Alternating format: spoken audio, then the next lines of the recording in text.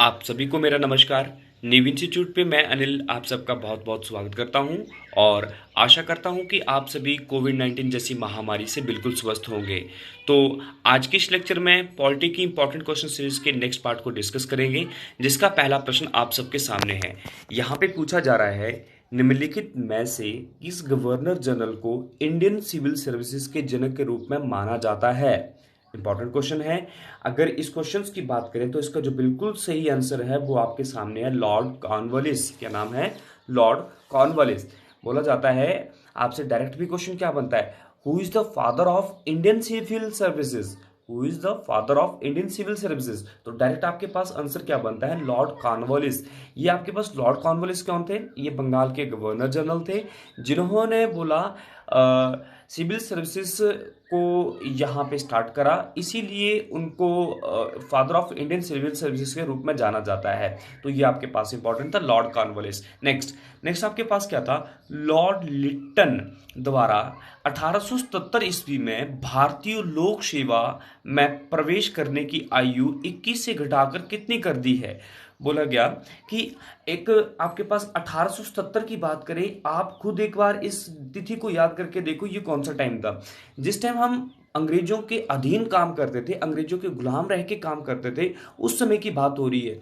तो इस टाइम यहाँ पे भारत में जो राज करते थे उनको हम यहाँ पे बोलते थे गवर्नर, या फिर गवर्नर जनरल, या फिर इंडिया का गवर्नर जनरल, या फिर हम वायसराय। तो उन्हीं में से आपके पास एक थे, नाम था लॉर्ड लिट्टन। लॉर्ड लिट्टन के समय में 1877 में क्या एक फैसला लिया गया, बोला कि जो लोक सेवा है ना, इंडियन सिविल सर्विसेज जिसे हम पढ़ रहे थे, बोला गया उसकी जो एज है उसमें एंट्री करने के लिए जो आपके पास एज रखी गई है, बोला 21 थी, पर उससे अब और कम कर दी गई। वो कितनी थी? 19। तो इसका जो बिल्कुल सही आंसर था वो आपके पास कितना था? 19। कारण क्या था इसके पीछे? कारण ये था कि यहाँ पे इंडियंस जो हैं वो बिल्कुल कम इस पद पे बने, ताकि उनकी जो दिक्कतें हैं वो कम हो सके।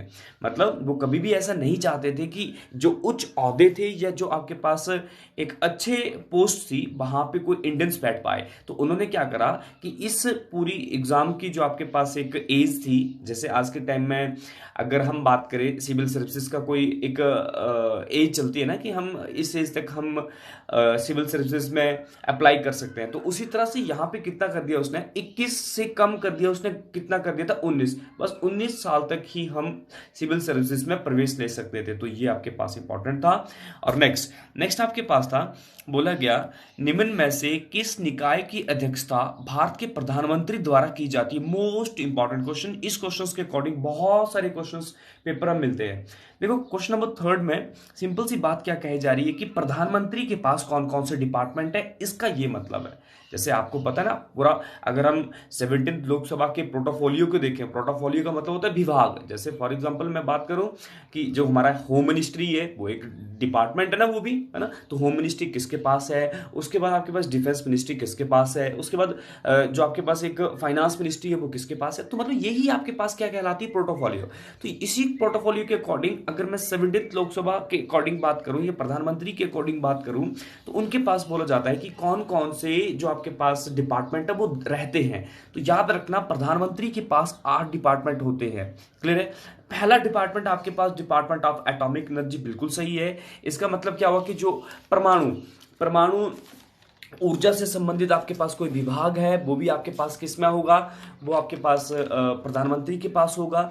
नंबर 3 की बात करी जाए, डिपार्टमेंट ऑफ स्पेस। नंबर 2 की बात करी जाए, जो आपके पास आंतरिक से संबंधित विभाग है वो भी किसके पास होता है, प्राइम मिनिस्टर के पास होता है। Cabinet committee of economic sphere, है ना, इकोनॉमिक अफेयर्स, मतलब जो भी आपके पास अर्थव्यवस्था से संबंधित जितने भी आपके पास घटनाएं हैं, डिपार्टमेंट विभाग है, उनके हेड भी कौन होते हैं, वो भी आपके पास कौन है, प्रधानमंत्री। कैबिनेट कमेटी ऑन सिक्योरिटी, ये भी आपके पास इंपॉर्टेंट है। ये सारे डिपार्टमेंट जो हैं वो किस मिनिस्ट्री के अंडर आते हैं, जो आपके पास हैं प्राइम मिनिस्टर के अंडर ये सारे डिपार्टमेंट आते हैं। ये तो 4 आ गए ना, 4 और है, उनको ही 4 को याद रख लेना, फिर आपका ये क्वेश्चंस कभी भी पेपर में गलत नहीं होगा। नंबर 5 पे लिखो नीति आयोग। सबको पता ना नीति आयोग के जो आपके पास चेयरमैन होते हैं वो कौन होते हैं, प्राइम मिनिस्टर। मतलब नीति आयोग को भी कौन हेड कर रहा है, यहाँ पे प्राइम मिनिस्टर ही हेड कर रहे हैं। उसके बाद लिख लो एक नंबर 6 पे लिखो appointment committee of the cabinet. Appointment committee of the cabinet, मतलब जो भी आपके पास एक नियुक्ति करी जाती है कैबिनेट में, वो जो आपके पास एक मिनिस्ट्री है उसमें भी आपके पास लीड कौन करते हैं, वो आपके पास है प्राइम मिनिस्टर्स। उसके बाद एक और लिख लो, न्यूक्लियर कमांड, न्यूक्लियर से संबंधित जो भी डिपार्टमेंट है वो भी प्राइम मिनिस्टर्स के पास होगा। उसके बाद लास्ट जो आपके पास है वो था ministry of personnel plus public grievances and pensions. Clear है चीजें कि मतलब आपके पास बोला जो प्राइम मिनिस्टर्स है, प्राइम मिनिस्टर्स के पास 8 विभाग होते हैं और उन 8 विभागों में से पक्का क्वेश्चंस बनता है और क्वेश्चन पेपर्स में देखा गया है, पूछा जाता है कि भैया इनमें से कौन सा विभाग जो है वो प्रधानमंत्री के तहत देखा जाता है। तो ये आपको जब 8 पता हो जाएंगे ना तो कभी दिक्कत नहीं होगी, ये वाला क्वेश्चन पक्का परमानेंटली ठीक हो जाएगा। तो बस आपने इसी तरह से काम करना है, बढ़िया से तैयारी करो घर में बैठ के। अगर आप आज भी काम नहीं कर पा रहे हो घर में बैठ के तो मतलब समझ लो कभी पेपर नहीं निकलेगा, चुपचाप इन काम को छोड़ के कुछ और कर लो, स्टार्ट कर लो। नेक्स्ट, देश में विन विन पार्टियां नहीं होने चाहिए, यह विचार किसका था? पार्टी लेस डेमोक्रेसी होनी चाहिए। क्लियर है, बोला यहाँ पे जो लोकतंत्र होगा ना वो कैसा होगा, पार्टी लेस। कोई यहाँ पे बीजेपी नहीं होगी, कोई यहाँ पे आम आदमी पार्टी नहीं होगी, कोई यहाँ पे कांग्रेस पार्टी नहीं होगी, पार्टियों का नाम ही नहीं होना चाहिए बोलता। वो किसने बोला था, ये किसका विचार था? तो इसमें आप याद रखना जयप्रकाश नारायण, क्या नाम था, Jayprakash Narayan. Option number C इसका बिल्कुल राइट आंसर है, पर इसमें थोड़ी सी मिस्टेक है, नारायण नहीं लिखा गया, वो आपने ऐड कर लेना है, जयप्रकाश नारायण। अब आप मेरे को जल्दी से नीचे कमेंट सेक्शन में लिख के दो, जयप्रकाश नारायण को हम हिस्ट्री में एक टाइटल देते हैं, इनको क्या नाम था, वो टाइटल क्या दिया गया इनको, यहाँ पे लिख लो। क्लियर है। नेक्स्ट नेक्स्ट आपके पास था राष्ट्रपति पद का चुनाव लड़ने वाले उम्मीदवारों को कितने जमानत राशि जमा करवानी होती है। देखो क्या होता है, जब कोई भी इलेक्शंस होता है ना, जैसे फॉर एग्जांपल मैं बात करूं प्रधान की बात कर लेता हूं, पंचायत के जो आपके पास प्रधान होते हैं, अगर वहां पे भी इलेक्शंस होने होते हैं ना तो उनको पहले एक सिक्योरिटी डिपॉजिट करवाने पड़ती है ना, मतलब एक तरह से जमानत राशि देने पड़ती है। तो बोल जाता है कि उसी तरह से अगर मान लो एक प्रेसिडेंट आपके पास, जब प्रेसिडेंट इलेक्शंस के लिए पार्टिसिपेट के लिए खड़ा होता है तो उसको कितनी जमानत राशि देना पड़ती है, तो याद रखना उनको देने पड़ती 15,000। चाहे मैं प्रेसिडेंट की बात करूं चाहे मैं वाइस प्रेसिडेंट की बात करूं, दोनों की बात एक ही है। राष्ट्रपति जब आपके पास चुनाव के लिए खड़ा होगा तब उसको पहले 15,000 सबमिट करना पड़ेगा। उसके बाद अगर वो जीत जाते हैं तो उसकी जो जमानत राशि है वो उनको वापस दे दी जाती है, अदरवाइज वो कैंसिल हो जाती है। क्लियर है, पर इसका भी कोई आगे एक प्रोसीजर है, ऐसा नहीं कि वो जीतेगा तभी उसको मिलेगी।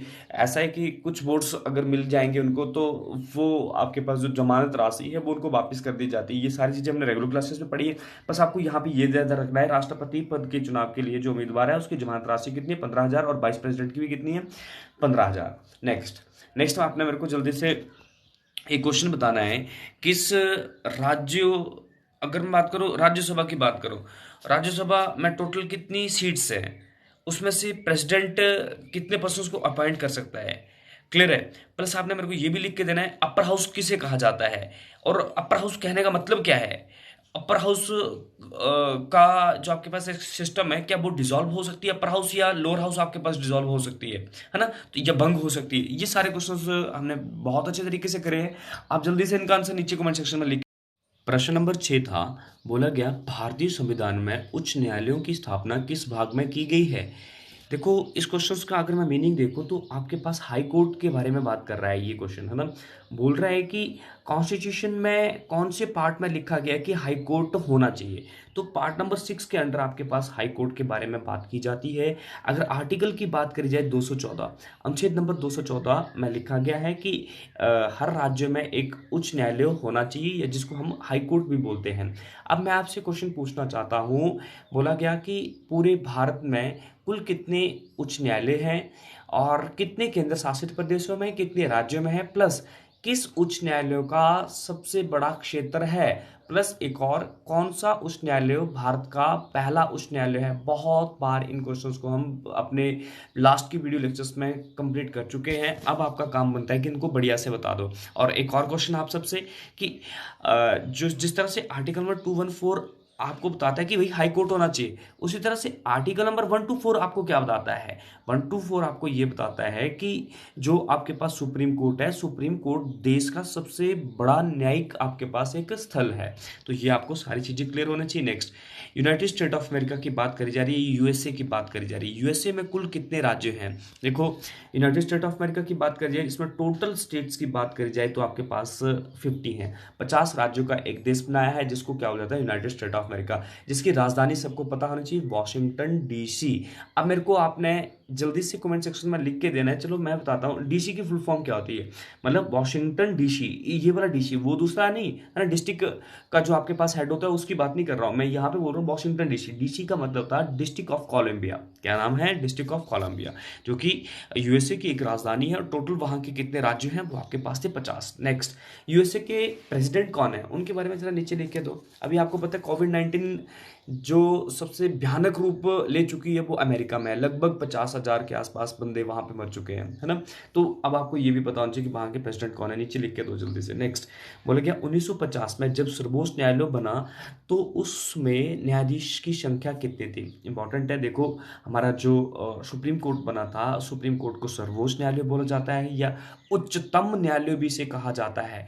और अगर हाई कोर्ट की बात करी जाए उसे उच्च न्यायालय बोला जाता है। तो बोला जाता है सर्वोच्च न्यायालय जब बना तो उसमें टोटल जो जजेस थे ना उस टाइम कितने बने, कितने थे तो टोटल जजेस? तो उस टाइम जो टोटल जजेस थे वो याद रखना, वो कितने थे? 8। 8 कैसे चलते थे? 7+1, 7 नॉर्मल जजेस होते थे। उनमें से जो सबसे सीनियर मोस्ट होता था वो आपके पास कौन होता था? Chief justice. तो मतलब टोटल 8, 7+1 वो काम करते थे। नेक्स्ट, अब मेरे को आप जल्दी से बता दो प्रेजेंट टाइम भारत के जो आपके पास मुख्य न्यायाधीश है, ये चीफ जस्टिस ऑफ इंडिया है, वो कौन है? नाम लिखना उनका नीचे, है ना। और हिमाचल प्रदेश के जो आपके पास हाई कोर्ट के चीफ जस्टिस है वो भी मेरे को जल्दी से नीचे कमेंट सेक्शन में लिख के देना। नेक्स्ट, क्वेश्चन नंबर 9 की बात कर जाए, officially language commission responsible to the. देखो ये क्वेश्चन जो है वो कैसा है, हमारे यहाँ पे कॉन्स्टिट्यूशन के अकॉर्डिंग बात करें तो बहुत सारे आयोग हैं, जैसे यूपीएससी, है ना।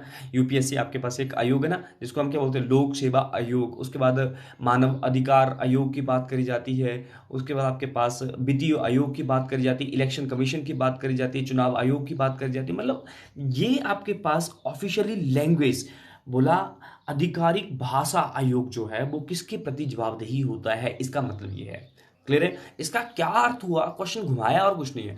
बोल जाता है कि जब आपके पास ऑफिशियली लैंग्वेज कमीशन जो है वो काम करता है ना, तो वो अपनी रिपोर्ट किसको देता है? इसका जो बिल्कुल सही आंसर है वो आपके पास है प्रेसिडेंट। क्या बोला गया? प्रेसिडेंट या राष्ट्रपति।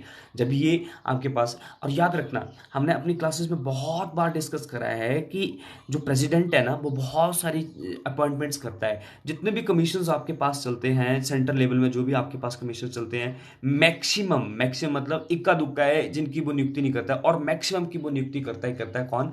प्रेसिडेंट।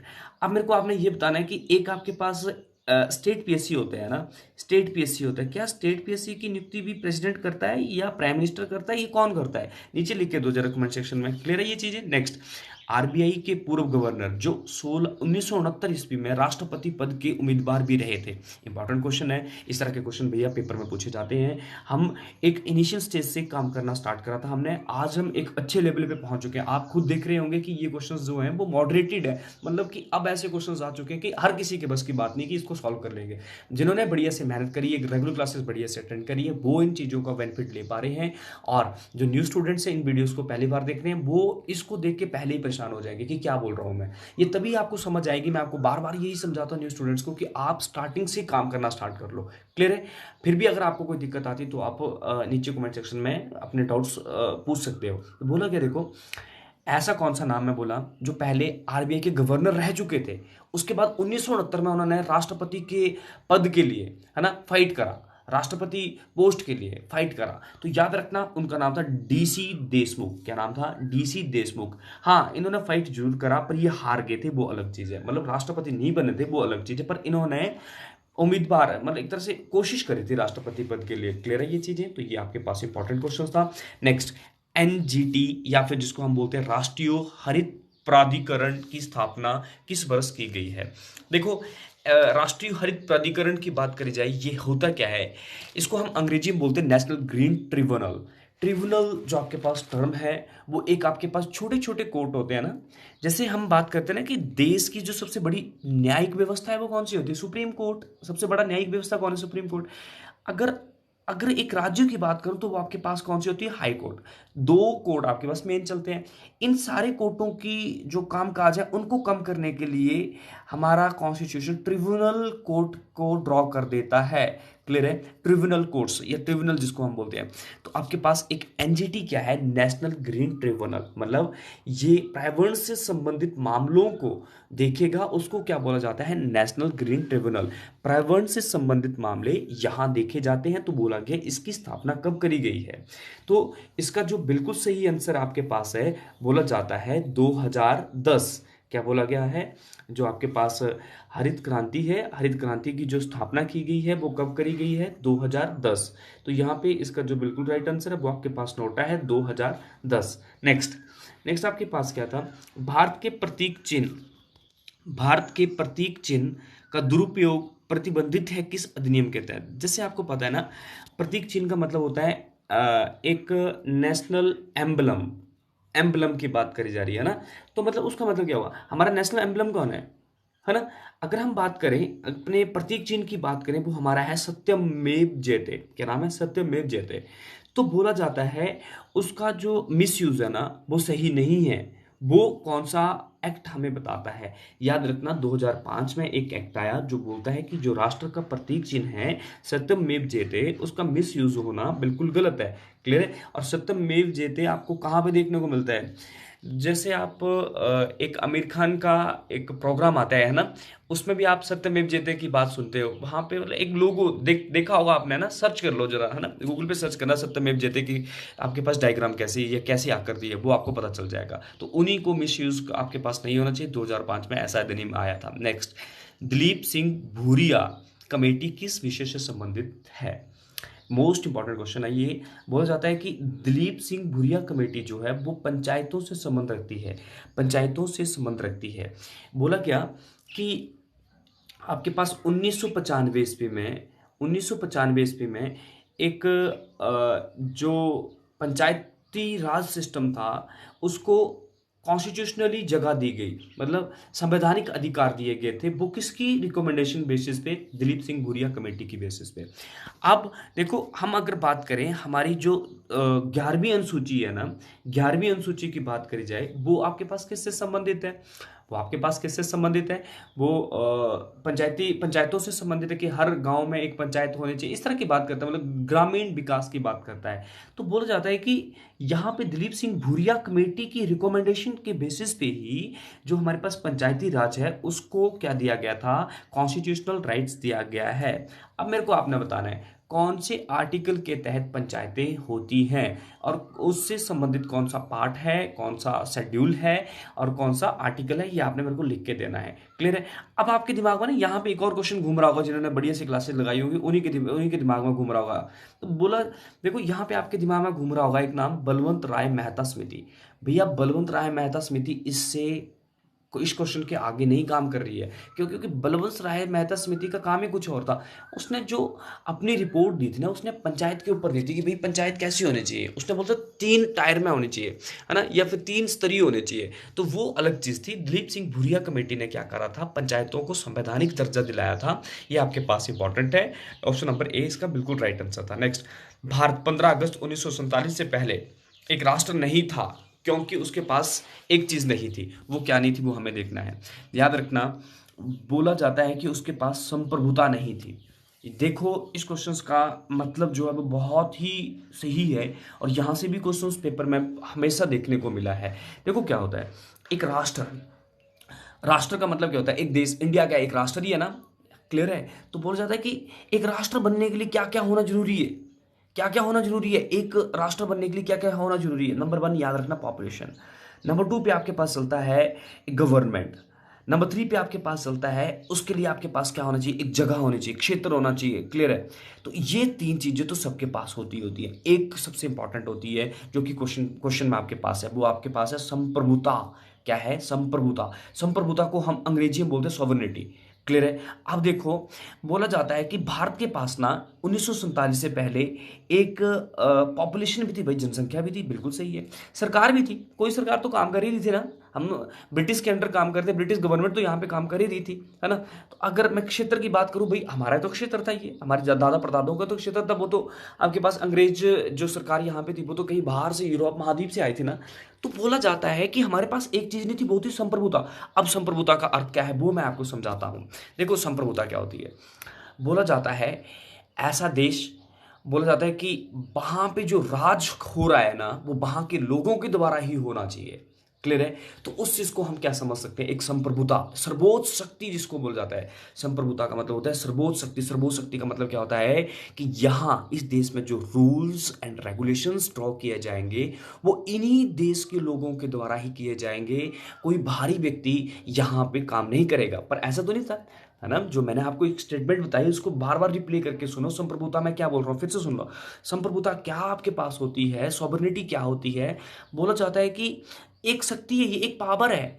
एक कैसी पावर है कि मतलब यहां बोला जाता है जिस देश में आपके पास संप्रभुता होती है ना वहां पे क्या होता है, उस देश के रूल एंड रेगुलेशंस वहां के लोगों के द्वारा ही तैयार किए जाते हैं।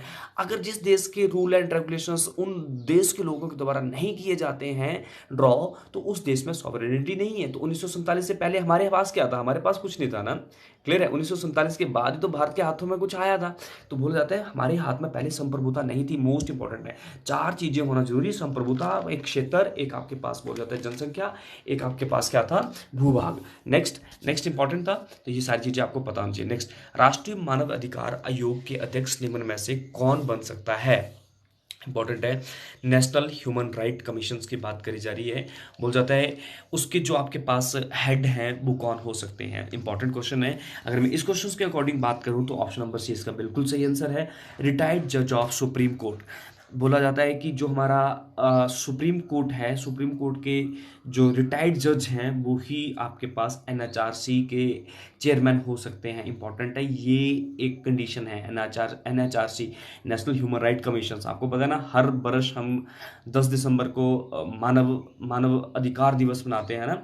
तो ये आपके पास था, आपके पास इंपॉर्टेंट था। एनएचआरसी के जो आपके पास चेयरमैन रहेंगे रिटायर्ड जज of supreme court. Next, Shimla को ऑफिशियली ब्रिटेन साम्राज्य की राजधानी, ग्रीष्मकालीन राजधानी कब घोषित किया गया। इंपॉर्टेंट है। आपको पता है कि ब्रिटेन ब्रिटेन ब्रिटेन भारत में बहुत टाइम लगा के गया है और लगभग 100-200 साल तक हम ब्रिटेन के गुलाम रहे हैं। तो बोल जाता है उन्होंने शिमला जो हिमाचल प्रदेश की आज के टाइम वर्तमान में राजधानी है उसको अपनी ग्रीष्मकालीन या समर कैपिटल बना लिया था। पर ऑफिशियली उसको कब डिक्लेयर किया गया था। तो इसका जो आपके पास सबसे सही आंसर है वो आपके पास है 1864। मोस्ट इंपॉर्टेंस है इन सारे क्वेश्चंस की। बार बार मैं आपको यही समझाता हूँ, जिन बच्चों का सिलेबस कंप्लीट है, मतलब जिन्होंने पॉलिटिकल क्लासेस रेगुलर अपनी अटेंड करी है बढ़िया से, उनको ये क्वेश्चंस पूरे पेट होने चाहिए, तभी आपको बेनिफिट है। और गारंटी की बात है, अगर आप ऐसे काम करोगे तो पेपर पक्का निकलेगा। नेक्स्ट, भारत और बांग्लादेश के बीच 2015 में स्थल सीमा समझौता किस संशोधन के तहत हुआ था। इंपॉर्टेंट है, याद रखना। बोल जाता है 2015 में ना बांग्लादेश बांग्लादेश आपको पता है ना हमारा ही हिस्सा था पहले, पर सन 1971 में एक पश्चिम बंगाल को अलग, सॉरी, एक बंगाल, ये जो बंगाल था ना, बंगाल वाला हिस्सा था, बंगाल के दो हिस्से कर दिए थे। ये वाला हिस्सा पश्चिम बंगाल बन गया था, ये पूर्वी बंगाल था। यही पूर्वी बंगाल आज के टाइम में बांग्लादेश है। बांग्लादेश और भारत के बीच में ना एक स्थल सीमा का मतलब होता है एक जो क्षेत्रीय सीमा है ना उसके बीच एक समझौता हुआ था। पर कौन सी अमेंडमेंट के तहत, याद रखना 100 वो 100th अमेंडमेंट थी जिसके तहत आपके पास भारत और बांग्लादेश के बीच में एक स्थलीय समझौता हुआ था। मोस्ट इंपॉर्टेंट है। प्रश्न नंबर 18 था, राष्ट्रीय अनुसूचित जाति एवं जनजाति आयोग, national commission for schedule castes and tribes के कब दो हिस्से किए गए। याद रखो, बोला जाता है कि जो हमारी एसटी एक कास्ट है और एक एससी कास्ट है, उसके लिए पहले एक कमीशन था जिसको हम बोलते थे national commission for schedule cast and tribes. यहाँ पे एंड था तो मतलब ये एक ही था पहले। अब इसको अलग कर दिया है, मतलब एससी कैटेगरी के लिए अलग कमीशन बना दिया है, एसटी कैटेगरी के लिए अलग कमीशन बना दिया है। क्यों, इसका रीजन बहुत सारे मान जाते हैं, हमें रीजन के पीछे नहीं भागना है, बस ऐसा पूछा गया है कि कब इसको डिवाइड कर दिया गया है। तो याद रखना, ये आपके पास बोला 2003, ऑप्शन नंबर सी बिल्कुल सही है। 2003 में नेशनल कमीशन फॉर जो शेड्यूल कास्ट है वो बनाया गया, और 2003 में ही national commission for schedule tribe बनाया गया है, जो कि दोनों आपके पास अनुच्छेद नंबर 338 के तहत आते हैं। 338 के तहत आपके पास क्या आ जाता है, national commission for schedule caste. अगर national commission for schedule tribe की बात करूं वो 338A के तहत चलता है। तो ये इंपॉर्टेंट थी सारी चीज़ें। नेक्स्ट बोला गया सीबीआई के निर्देशक की नियुक्ति किसके द्वारा की जाती है। बोल जाता है कि अगर हम सीबीआई के डायरेक्टर की बात करें ना, तो इसकी जो अपॉइंटमेंट है वो किसके द्वारा की जाती है। क्या बोला, वो प्राइम मिनिस्टर के द्वारा की जाती है, क्या वो chief minister chief justice of India के द्वारा की जाती है, क्या ये लीडर ऑफ अपोजिशन के द्वारा की जाती है। तो ये आपके पास इंपॉर्टेंट क्वेश्चन है, ये पेपर में पूछा गया था किसी में, है ना। तो आपको ये पता होना चाहिए। बोला जाता है जो आपके पास सीबीआई के जो चेयरमैन नियुक्त किए जाते हैं या जो डायरेक्टर नियुक्त किए जाते हैं, उनकी अपॉइंटमेंट एक कमेटी के द्वारा की जाती है। किसके द्वारा की जाती है, उनकी अपॉइंटमेंट कमेटी के द्वारा की जाती है, जिस कमेटी में आपके पास 3 मेंबर्स होते हैं, एक प्राइम मिनिस्टर, एक चीफ जस्टिस ऑफ इंडिया, एक ऑपोजिशन लीडर मतलब विपक्ष का नेता। तीनों मिलके आपके पास एक निर्णय लेते हैं और वहां पे सीबीआई के जो आपके पास डायरेक्टर हैं उनकी अपॉइंटमेंट की जाती है। उसके बाद आपको एक और चीज़ ध्यान रखनी है। बोल जाता है कि जो आपके पास सीबीआई है, सीबीआई का जो आपके पास डायरेक्टर्स हैं, डायरेक्टर का जो टेन्योर है वो आपके पास होता है 2 ईयर। तो उसका जो कार्यकाल होता है वो हमेशा कितना होता है, 2 साल। कि इनके ऊपर ऐसा क्यों है, क्योंकि बोला इनको ज़्यादा टाइम नहीं मिलना चाहिए कि करप्शन जैसी जो आपके पास एक घटनाएं हैं उनको रोकने के लिए इनका जो टाइम है वो बिल्कुल कम रहता है, कितना, 2 साल। अब जल्दी से बता दो जो आपके प्रेजेंट टाइम में पहले सीडीएस बने हैं उनका कितना कार्यकाल है। सीडीएस कंबाइंड जो आपके पास स्टाफ डिफेंस स्टाफ है ना, सीडीएस कंबाइंड डिफेंस स्टाफ है जो पोस्ट बनाई गई है, उसकी जो आपके पास एक टेन्योर है वो कितना है वो बताना है नीचे। नेशनल बुक ट्रस्ट की स्थापना कब की गई थी, डायरेक्ट आपको ये पढ़ना है। बोल जाता है कि एक फ्रेंडली, है ना, बोला जाता है कि एक पढ़ाई का माहौल बनाने के लिए नेशनल बुक ट्रस्ट की स्थापना की गई थी, पर ये कब की गई थी, 1957 में। कुछ नहीं आपने पढ़ना है, बस डायरेक्ट आपको यहाँ पे ये याद होना चाहिए, 1957 में आपके पास ये पुस्तक न्यास की स्थापना की गई थी। प्रश्न नंबर 21 था, बोला गया संप्रभुता, नागरिकों तथा विधि से संबंधित विषयों पर राज्यों की सर्वोच्च शक्ति है, यह कथन किसने दिया था। देखो इस क्वेश्चन को बढ़िया से समझना। आप संप्रभुता हम समझ चुके हैं, इस पूरी लाइन को आप आराम से बैठ के सोच के समझना कि क्या है, ये क्लियर है।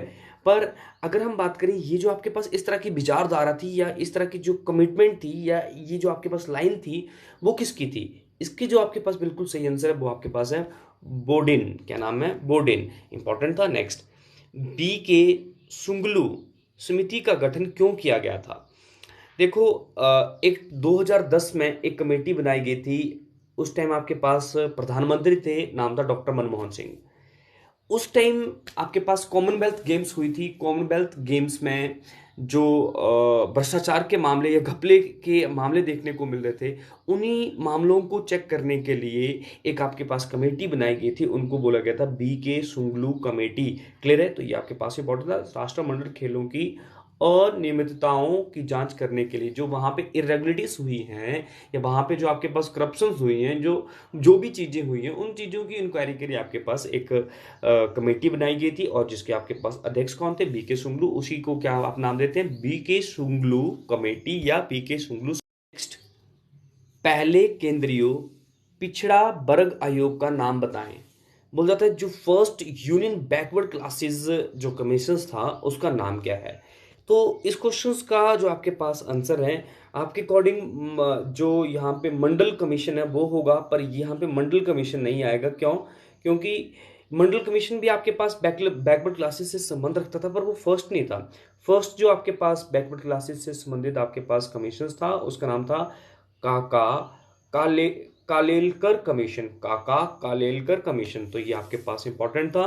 बोला जा रहा है ये पहला जो आपके पास बैकवर्ड क्लासेस से जुड़ा हुआ कमीशन था वो आपके पास था काका कालेलकर कमीशन। नेक्स्ट क्वेश्चन आपके पास बोला गया गरीबी हटाओ का नारा किसने दिया था और किस पंचवर्षीय योजना में दिया गया था।